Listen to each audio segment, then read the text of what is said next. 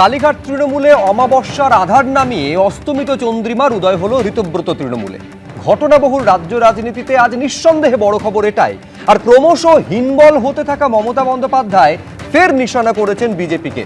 আর অন্যদিকে উস্কানি ভাষণ মামলায় রেজিনগর থানায় দীর্ঘ জিজ্ঞাসাবাদের মুখোমুখি হতে হলো আজ হুমায়ুন কবিরকে। জানিয়ে স্টুডিওয়ে উপস্থিত প্রত্যেক অতিথির কাছে আসবো, কিন্তু শুরুতে যে বড় খবরের কথা বলছিলাম সেটা দিয়েই শুরু করব। মমতা বন্দ্যোপাধ্যায়ের হাত ছাড়লেন চন্দ্রিমা ভট্টাচার্য। কালীঘাট তৃণমূল ছেড়েই ঋতব্রত তৃণমূলে গেলেন তিনি।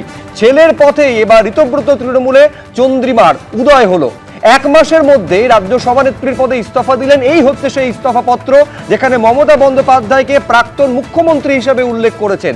আর পদ ছাড়তেই চন্দ্রিমাকে ঋতব্রত তৃণমূলের স্বাগত জানানো হলো। এইটা বিরোধী দলনেতার ঘরে বিধানসভায় যখন বৈঠক করছেন, প্রায় 1 ঘন্টা বৈঠক করেছেন চন্দ্রিমা ভট্টাচার্য। উল্টো দিকে ঋতব্রত বন্দ্যোপাধ্যায়, ফিরহাদ হাকিম, সন্দীপন সাহারা বসে রয়েছেন, সেই ছবি দেখতে পাচ্ছেন। আমি আলোচনা শুরু করার আগে, আমার অতিথিদের কাছে যাওয়ার আগে দুটো বক্তব্য চন্দ্রিমা ভট্টাচার্যের অত্যন্ত প্রাসঙ্গিক বলে মনে হয়েছে আমাদের, পরপর আপনাদের সামনে রাখবো। এক হচ্ছে এরপর চন্দ্রিমা ভট্টাচার্য কি করতে চলেছেন তা নিয়ে অত্যন্ত ইঙ্গিতপূর্ণ মন্তব্য করেছেন, একাধিক জল্পনার যা জন্ম দিয়েছে। এবং দ্বিতীয় বক্তব্য যেখানে চন্দ্রিমা ভট্টাচার্য কেন ইস্তফা দিলেন তার দায়িত্ব থেকে, তার উল্লেখ করেছেন, তার ব্যাখ্যা দিয়েছেন। দুটো বক্তব্য চন্দ্রিমা ভট্টাচার্যের, শুরুতেই আপনাদের সামনে। পরিস্থিতিতে কেন আসতে হলো বললাম তো, আনুগত্য প্রশ্নের চিহ্নের মুখে থাকলে আর তারপরে বিশ্বাসযোগ্যতা প্রশ্ন চিহ্নের মুখে থাকলে আর কিছু বাঁচে না। আপনি কি অন্য কোনো নেবেন, মানে অন্য কোনো শিবির বা শিবিরে? কালের যাত্রায় সবাইকে পা মেলাতে হয়, আমাকেও মেলাতে হবে। আপনি দেখুন, মমতা বন্দ্যোপাধ্যায় যেভাবে বলেছেন যে আমি তুলে দিলাম, এটা আমি বেদনা হতো। আমি কারুর হাতে কিছু তুলে দেওয়ার আমার ক্ষমতাও নেই, তুলে দেব কি করে। যাই হোক, আমার আনুগত্য যখন প্রশ্ন চিহ্নের মুখে, তখন আমার মনে হয় যে আমারই ব্যর্থতা সেটা। আমি কারোর বিরুদ্ধে কোনো অভিযোগ আমার নেই। চিঠি কি পাঠিয়ে দিয়েছেন? হ্যাঁ, পাঠিয়ে দিয়েছি। হ্যাঁ, দিদি কোনো ফোন এসছে? না, এখনো অবধি কিছু আসে। এখান থেকে আমি আমার সময় মতো বেরিয়ে, আমার ঘরেতে কেউ আসেনি তো, কোনো বিধায়ক আমার সাথে কথা বলতে আসেননি। আমি যতদিন প্রতিদিন যে সময়ে থাকি, কালকেও সেই সময়ে ছিলাম, ততটা সময়ই ছিলাম। প্রশ্নটা হয়েছে যে আমাকে মাননীয় নেত্রী বললেন যে আমি ওদের হাতে ভবনটা তুলে দিয়েছি। তা আমি কি করে ভবনটা তুললাম? মানে আমার দুঃখ লেগেছে। আমি কোনো কথা নিয়ে কারুর বিরুদ্ধে আমার কোনো অভিযোগ নেই। আমি কাউকে কোনো দায়ী এসব করার ব্যাপার নেই। আমি নিজে, আপনি মনে করছেন আপনার অভিমানে? না, আমি নিজেকেই দায়ী মনে করছি, ইন দ্য সেন্স যে আমি ব্যর্থ। আপনি ব্যর্থ হয়েছেন বিশ্বাস রাখতে? হ্যাঁ, অবশ্যই। ভবন তুলে দিলে আপনার বিশ্বাস যে, অবশ্যই বিশ্বাস, আনুগত্য যখন প্রশ্ন চিহ্নের মুখে থাকে, তখন তার বাইরে কিছু, মানে তারপরে আর কিছু করা যায় না আর কি। বিশ্বাসই তো মূল শিকড়। সুতরাং সেই শিকড় যখন নড়ে চড়ে যায়, তখন তারপরে আর কিছু করা যায় না। দেখুন কতটা গুরুত্বপূর্ণ এবং মমতা বন্দ্যোপাধ্যায়ের কতটা আস্থাভাজন ছিলেন চন্দ্রিমা ভট্টাচার্য, এটা এই তথ্যগুলো সামনে দিলেই আসে। যখন তৃণমূল কংগ্রেসের সরকার, তখন অত্যন্ত গুরুত্বপূর্ণ দুটি দপ্তর, স্বাস্থ্য এবং অর্থ দপ্তরের দায়িত্ব ছিল চন্দ্রিমা ভট্টাচার্যের ওপরে। তারপরে যখন চৌঠা মের পর পালাবদল হচ্ছে, যখন মমতা বন্দ্যোপাধ্যায় পরাজিত হচ্ছেন, তখনও পর্যন্ত সেই তৃণমূল কংগ্রেসের রাজ্য ইউনিটের মাথায় কাকে বসানো হচ্ছে? চন্দ্রিমা ভট্টাচার্যকে। দর্শকদের খেয়াল রাখতে হবে, যেটা নিয়ে আমি কৃষ্ণ মিত্রর কাছে আসতে চাইবো, তার মানে এত গুরুত্বপূর্ণ এবং আস্থাভাজন একজন নেত্রীকে তোমরা ধরে রাখতে পারলেন না কৃষ্ণদা? না, দেখো, প্রথম কথা হচ্ছে যে লোকের তো অ্যাম্বিশন থাকতেই পারে, থাকাটা খুবই স্বাভাবিক, সকলেরই থাকে। বিশেষ করে যারা রাজনীতিতে সার্বজনিক জীবনে থাকে তাদেরও অ্যাম্বিশন থাকবে। বিশেষ করে যাদের ট্র্যাক রেকর্ড আছে, তারা বড় বড় গুরু দায়িত্ব সামলেছেন, মন্ত্রিত্ব থেকে দলের দায়িত্ব সামলেছে। তো নেত্রীর এখন এর থেকে অতিরিক্ত দেওয়ার কিছু নেই। তো এরপরে অ্যাম্বিশন থাকলে যেখানে কিছু পাওয়ার সম্ভাবনা জাগে, সেখানেই অনেকের দিকে মন যায়। চন্দ্রিমাদি অত্যন্ত সিনিয়র একজন মানুষ, অনেক দিন রাজনীতি করছেন, আমাদের মানে থেকে অনেক সিনিয়র প্রজ্ঞাতেও আর অভিজ্ঞতাতেও। তো সুতরাং উনি বিবেচনা করেছেন, উনি তো বলে দিয়েছেন উনি ব্যর্থ। তো সুতরাং এবার হবে। কিন্তু উনি যে বক্তব্যগুলো বললেন যে উনার নাকি কোনো মান অভিমান হয়েছেন, উনাকে নাকি আনুগত্য নিয়ে প্রশ্ন করা হয়েছে, নিশ্চয়ই ওনার বক্তব্যটা প্রাসঙ্গিক হতো যদি পরের চিত্রগুলো, পরের ভিডিওগুলো তোমাদের টিভির ক্যামেরায়, তোমাদের চ্যানেলের পর্দাতে যদি আমাদের না দেখতে হতো, যে এত ভারাক্রান্ত মন নিয়ে উনি যে বক্তব্যগুলো রাখলেন, তার পরক্ষণেই উনি যে কাজগুলো করলেন, যাদের সাথে বৈঠক করলেন, হাসতে হাসতে যেসব আমরা 1 ঘন্টা ধরে বৈঠক চলতে দেখলাম, তো সেখানে মনে হলো না যে সেটা আগের বক্তব্যটার সাথে কোনো তারতম্য পরের আচরণটা দেখলাম। সন্দীপ ঋতুব্রত বন্দ্যোপাধ্যায় এটাই বলছেন যে কালীঘাট তৃণমূলে দম বন্ধ করা পরিস্থিতি, এখন খোলা হাওয়া পাচ্ছেন ঋতুব্রত তৃণমূলে, তাই এখানে আসছেন। ব্যাপারটা হচ্ছে না, যখন তুমি হাওড়া ব্রিজের কথা বলো, যদি তোমার মনে বা তোমার চোখের সামনে হনলুলু শহরের চিত্রটা ভেসে আসে, তখন তার মানে তোমার বুদ্ধি বিবেচনা সম্পর্কে আমার মানে সন্দেহ জাগে। এত কাল ধরে তোমরা বলে গেলে, এখানে বাকি প্যানেলিস্ট মানে আমার তো বুদ্ধি বিবেচনা নিয়ে প্রশ্ন তখনও জাগে, যিনি 1 মাস পরে শিবির বদলাবেন সেটা আঁচ করতে না পেরে তাকে রাজ্য কমিটির মাথায় বসিয়ে দিচ্ছেন, যিনি করছেন তার বুদ্ধি বিবেচনা নিয়ে কৃষ্ণ মিত্রর প্রশ্ন জাগে না? নেত্রীর এখন মন্ত্রিত্ব কাউকে দেওয়ার ক্ষমতা নেই, কেন কি আমরা আমাদেরকে জোর করে হোক, যে কোনো কারণে হোক, চুরি করে হোক, আমরা এখন পরাজিত দলে আছি। তো সুতরাং আমরা বিরোধী দলের আছি। তো সুতরাং আমি আবার বলছি, এতকাল আমাদের শুনতে হলো, তৃণমূল শুনতে হতো কটাক্ষ করে, যাই হোক আমরা শুনতাম যে তৃণমূলে একটাই পোস্ট, বাকি সব ল্যাম্প পোস্ট। এখন সেই ল্যাম্প পোস্ট 2-4টে এদিক ওদিক চলে গেছে বলে কার কত কি হাউতাস, কে কত বেশি বড় নেতা, বড় কে, এই নিয়ে আমরা আলোচনা করছি। আবার বলছি, হাওড়া ব্রিজ বা বিশ্ব বাংলা গেট দেখে বা সেই নামটা শুনে যাদের মনে দৃষ্টান্তগুলো কৃষ্ণ মিত্রর মনে পড়ছে কিনা আমি জানি না, যে ঠিক এইভাবে কৃষ্ণ মিত্র রা যখন শাসন ক্ষমতায় ছিলেন বিরোধীদের এভাবেই ভাঙিয়ে নিয়ে আসা হতো, এবং তখন তৃণমূল কংগ্রেস বলতো যে এই খোলা হাওয়া তো এইখানে রয়েছে, খোলা মনে কাজ করা এবং উন্নয়ন যোগ্যে সামিল হতে গেলে তো এছাড়া কোনো বিকল্প নেই, সে কারণেই সবাই আসছেন। অত্যন্ত গুরুত্বপূর্ণ, আমি জানি না এটার কি অর্থ যে কালের যাত্রায় সামিল। কাল কথা দুটো অর্থ হয়, এক হচ্ছে সময়, দুই হচ্ছে বিনাশ। কোন দিকে ইঙ্গিত করতে চাইলেন চন্দ্রিমা ভট্টাচার্য তিনিই ভালো বলতে পারবেন। আমি বিজেপি মুখপাত্রের কাছে আসার আগে মমতা বন্দ্যোপাধ্যায় আজকে ফেসবুক লাইভ করেছেন, দ্বিতীয়বার ফেসবুক লাইভ করেছেন, এবং সেখানে সরাসরি বিজেপিকে নিশানা করে কি বললেন দেখুন। 2 মাসও ধৈর্য ধরতে পারলেন না, 2 মাসও ধৈর্য ধরতে পারলেন না, এত তাড়াতাড়ি দলের সাথে বেইমানি করে চলে গেলেন। আর বেইমানি করারও তো একটা সীমা থাকা উচিত। পার্টির সাথে বেইমানি না করে, যে পার্টিটা আপনাদের কাছে জন্মদাত্রী মা, আপনারা তো সরাসরি বিজেপি করছেন। এখন বিজেপি করবেন আর তৃণমূল বলবেন, এটা তো হতে পারে না, কারণ তৃণমূল কংগ্রেসের আদর্শ বিজেপি বিরোধী। মনে রাখবেন, আমাদের একটা আদর্শ আছে, আমাদের একটা নীতি আছে। আপনারা যারা বেঈমানরা, গদ্দাররা, বিজেপির কাঁধে কাঁধ মিলিয়ে তাদের কথা মতো চলছেন, বিজেপি স্পন্সর যারা, তারা আমি বলবো, যদি সাহস থাকে, বুকের পাটা থাকে, যান গিয়ে বিজেপিতে গিয়ে জয়েন করুন, আমাদের কোনো আপত্তি নেই। তবুও বুঝবো আপনারা বিজেপিতে চলে গেছেন। বিজেপিতে থেকে দল ভাঙার চক্রান্ত, ভাবেন কি যে আমি মরে গেছি? আমি শতরূপাদির কাছে আসবো। দেখুন, একটা বিষয় কিন্তু স্পষ্ট, মানুষ যে রায় দিয়েছে তাতে শাসন ক্ষমতায় একেবারে বিজেপিকে তারা বেছে নিয়েছে। উল্টোটাও সত্যি যে প্রধান বিরোধী দল হিসেবে তৃণমূলকে বেছে নিয়েছেন সেই গণদেবতা, সেই মানুষই। আপনি শুনলেন শতরূপাদি স্পষ্ট অভিযোগ করছেন, আজকে এই যারা শিবির বদলাচ্ছেন বা মমতা বন্দ্যোপাধ্যায়ের হাত ছাড়ছেন, পেছনে কলকাঠি নাড়ছে, মমতা বন্দ্যোপাধ্যায়ের ভাষায় গদ্দারির পেছনে রয়েছে আসলে এই বিজেপি, আপনারা রয়েছেন। শুভ্র, আগে তোমার কথা দিয়ে শুরু করি। তুমি কিরম সুন্দর বললে যে এখানে অমাবস্যা, ওখানে চন্দ্রিমার উদয়, ইত্যাদি ইত্যাদি। তো এখন তুমি যে লাস্ট কথাটা বলে খোলা হাওয়ার কথা, আমার আবার রবীন্দ্রনাথের কথা মনে পড়ে গেল। আজকে নেহাত দেবনারায়ণ দা নেই, নয়তো শেক্সপিয়ার শুরু করে দিতেন। কিন্তু তোমার খোলা হাওয়ায় লাগিয়ে পালে টুকরো করে কাছি, আমি ডুবতে রাজি আছি। এখন কোন দিকে গেছেন, কোন দিকে খোলা হয়, সেটা ওরাই বেটার বলতে পারবে। আমার তার আগে, আমার নিজের বক্তব্যে আসার আগে, আমার মাঝে মাঝেই ডুবাতে আমরা ডোবাচ্ছি না কাউকে, কিন্তু কৃষাণু অ্যাকচুয়ালি ব্রিফটা এখন, মানে তৃণমূলের পক্ষ থেকে যারা আসে, ব্রিফটা পাচ্ছে কোথা থেকে? তোমাদের ভাষায় কে ঋতকে, মৃতকে, কালীঘাট ইত্যাদি। আমার এটা নিয়ে একটু কনফিউজ। হ্যাঁ, আমরা তো এখন রোজ সার্কাস দেখছি, শীতকালে দেখতাম, এখন বর্ষাকালেও দেখছি। অনেক দিন আগে ইলেকশনের বেশ 2-2.5 মাস আগে অমিত শাহজি একটা প্রাইভেট চ্যানেলে ইন রিয়াকশন অ্যাঙ্কার একটা প্রশ্ন করেছিল, তাতে উনি উত্তর দিচ্ছেন যে দেখো, মমতা ব্যানার্জির কথা আমার জিজ্ঞেস করো না, মমতা ব্যানার্জি কনস্টিটিউশনেরও ঊর্ধ্বে, উনি সমস্ত কিছু পশ্চিমবঙ্গে যা হয় সব কিছু বিজেপিকে দোষ দেয়। যখন ইলেকশনের পরে উনি হেরে যাবেন, এবং তুমি এইটা চালিয়েও দিতে পারো, তোমাদের আর্কাইভে নিশ্চয়ই এটা ওনার বক্তব্যটা আছে, তৃণমূল যখন হেরে যাবে, তৃণমূলের ফ্ল্যাগ ধরাও কেউ থাকবে না, তখনও মমতা ব্যানার্জি বলবে আমার কার্যকর্তাদের বিজেপি নিয়ে নিয়েছে। আজকে এটাও সত্যি হয়ে যাচ্ছে, একদম সত্যি ঘটনা হয়ে যাচ্ছে। আমি আসার আগে দেখছিলাম 1 মিনিট আগে, মানে আমি যখন গাড়িতে উঠলাম 1 মিনিট আগে তোমরাই রিয়াকশন নিয়েছো মাননীয় রাজ্য সভাপতির কাছে। শ্রমিকদা বলেছেন যে দল মৃত যে দলের কিচ্ছু নেই তার ওখানে মানে তার দলের শরীর থেকে যদি আরো দু একটা ফুল ইন দিস কেস চন্দ্রিমাও যদি ঝরে পড়ে তাতে কাউর পশ্চিমবঙ্গের মানুষের কিচ্ছু যায় আসে না।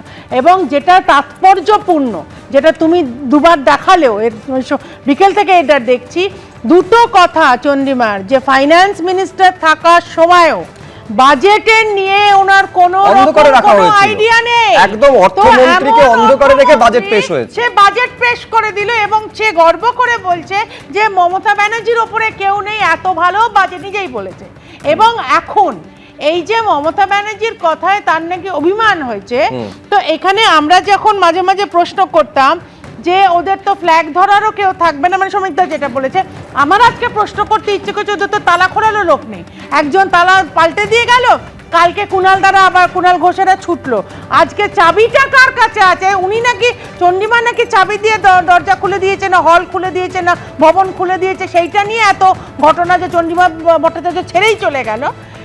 এইগুলো না আমাদের মানে শুধু খোরাক হচ্ছে। না, আমি বলছি নিঃসন্দেহে এটা অত্যন্ত ভয়ঙ্কর এবং বিস্ফোরক অভিযোগ। এর আগে কখনো এরকম অভিযোগ এসেছে বলে আমাদের অন্তত জানা নেই, যেখানে একেবারে মন্ত্রকের দায়িত্বে যিনি রয়েছেন তাকে অন্ধকারে রেখে রাজ্য সরকার একটা বাজেট পেশ করছে।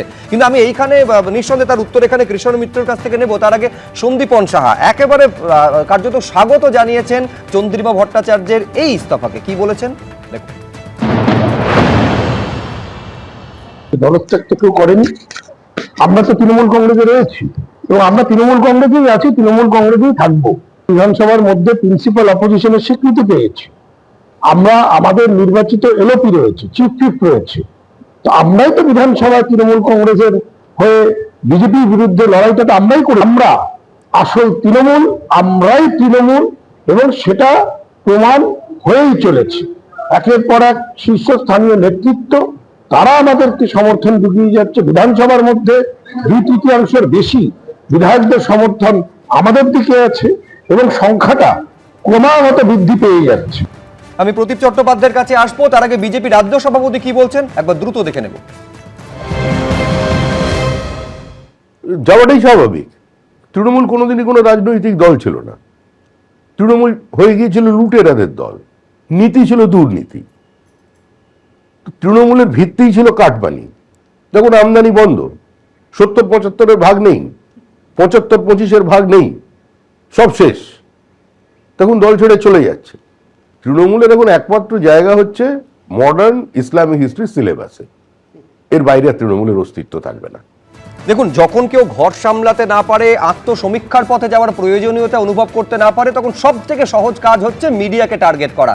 যেটা এই মুহূর্তে হয়তো কৃষ্ণ মিত্ররা করেছেন, সেটা সম্পূর্ণ তাদের গণতান্ত্রিক অধিকার, সেখানে আমাদের কিচ্ছু বলার নেই। কিন্তু প্রশ্নটা হচ্ছে তার চেয়ে অনেক বেশি যদি ইন্ট্রোস্পেকশনে যেতেন, যদি ভুল ত্রুটিগুলো করতেন, আমি জানি না হয়তো এইরকম পরিস্থিতি আটকানো গেলেও যাওয়া যেত। কিন্তু আমি প্রদীপ চট্টোপাধ্যায়ের কাছে আমি এইখানে আসতে চাইবো। আমি বলছি মমতা বন্দ্যোপাধ্যায়ের কার্যত যারা ছায়াসঙ্গী ছিলেন, সেটা অরূপ বিশ্বাস হতে পারেন, সেটা ফিরহাদ হাকিম হতে পারেন, তারা যখন শিবির বদল করছেন প্রদীপদা, তখনও পর্যন্ত মমতা বন্দ্যোপাধ্যায় ফেসবুক লাইভে আসা বা এইভাবে বিজেপিকে আক্রমণ করার মতন পথে হাঁটার প্রয়োজন অনুভব করেনি, যেটা আজকে করছেন চন্দ্রিমা ভট্টাচার্যের এই শিবির বদল নিয়ে। তার মানে কি কোথাও একে একে নিভিজে দেউটি বা একেবারে কফিনের শেষ পেরেক পোতার মতন পরিস্থিতি তৈরি হলো বলে মমতা বন্দ্যোপাধ্যায় আজকে ফেসবুক লাইভে আবার এলেন?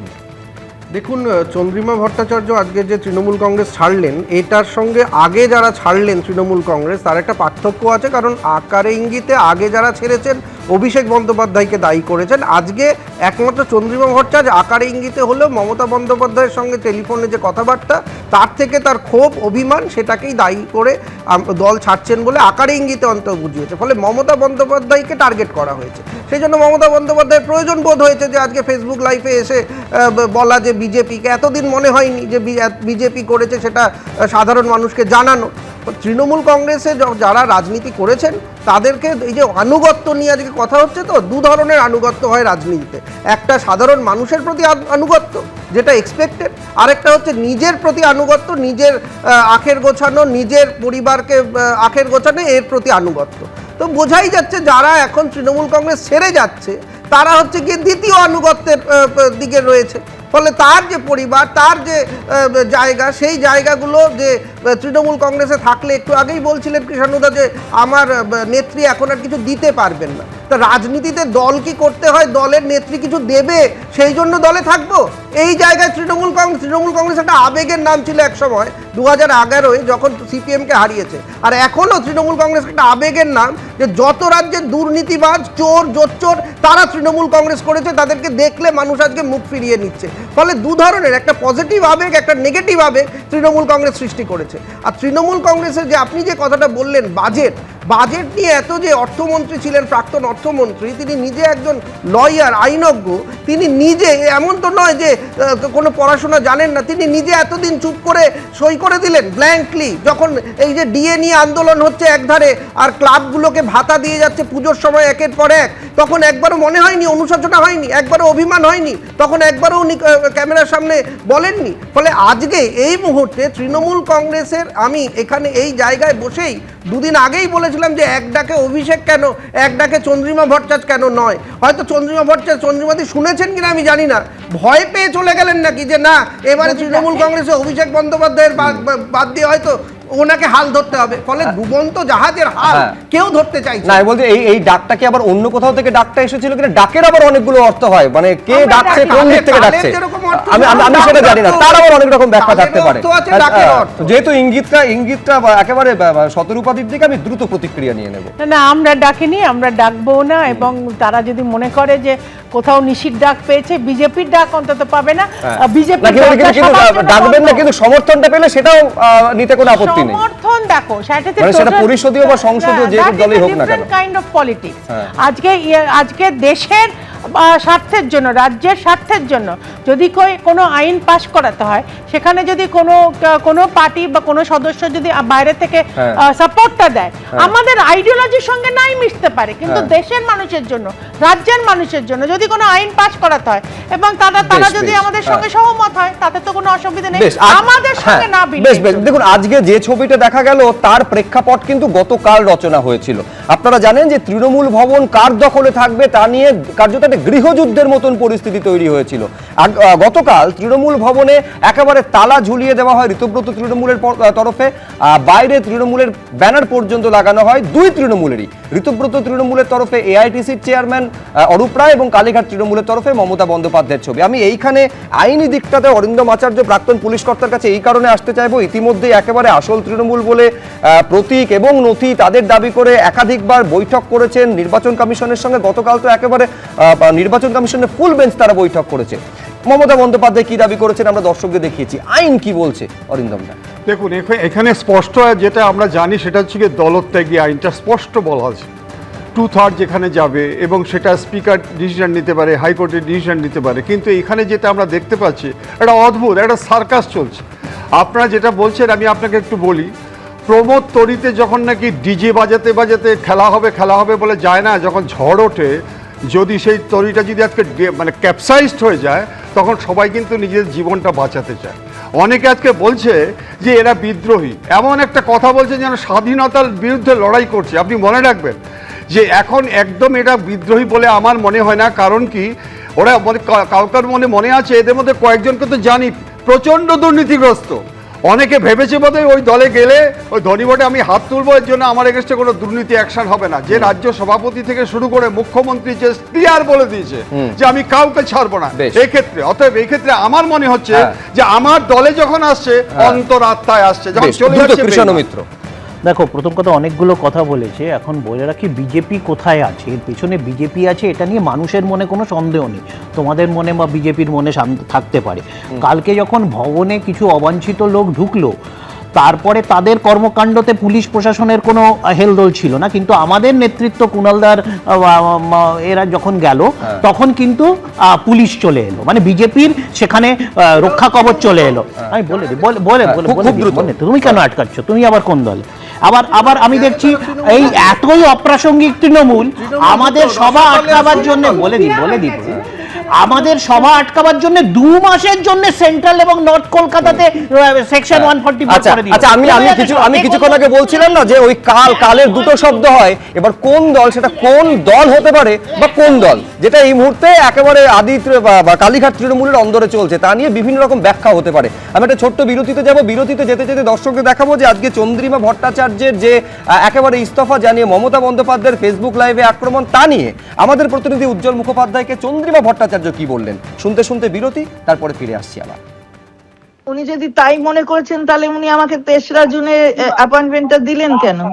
অনেক দিন থেকে যদি ছাড়াছাড়ি করি, কথা হচ্ছে 22শে জুন ও গেছে, আমার ছেলে সৌরভ ও গেছে, তো যাবার পর থেকে হয়তো এই সন্দেহের একটা বাতাবরণ হয়তো তৈরি হয়েছে, ওনার কোনো মনে হয়েছে যে আমি কোথাও কিছু, আমি নিজেই বলেছিলাম যে আমি যেতে আমাকে ছেড়ে দিন, আমি রিজাইন করছি।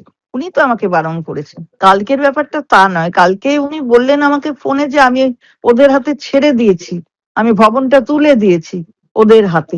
এই কতগুলো এমএলএ এর হাতে, তাদের সাথে তো আমার দেখাই হয়নি, তারা আমার ঘরেও আসেনি, তাহলে আমি ওদের হাতে তুলে দিলাম কি করে? বেঈমান বলেছেন, সেটা উনি নিজে জানেন যে আমি কোনো বেঈমানি করিনি কখনো। সুতরাং তারপরে বলছেন, সেটা আমি কাউকে অশ্রদ্ধা করছি না। উনি ভালো থাকবেন, এটাই নিশ্চয়ই চাইবো। এবিপি আনন্দ, এগিয়ে থাকে, এগিয়ে রাখে।